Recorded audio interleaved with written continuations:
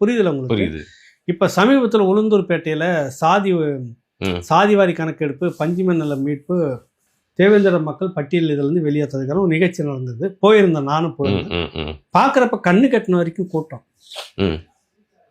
பிற்படுத்தப்பட்ட சமூகம், எல்லா சமூகமும் சேர்ந்து இந்த ஹரிஜன் மக்கள்னு திராவிடம் சொல்லுதில்ல, ஆதி திராவிடம்னு சொல்லுதில்ல, அந்த திராவிடம், அந்த ஒடுக்கப்பட்ட அட்டவணை பிரிவு மக்களுக்கு பிரிட்டிஷ் ஆட்சியில் கொடுக்கப்பட்ட நிலத்தை எடுக்கணும்னு எல்லா சமூகமும் ஒன்றா வந்து நிற்குது. பார்த்துருக்கீங்களா அந்த மாதிரி கூட்டத்தை எங்கேயாவது?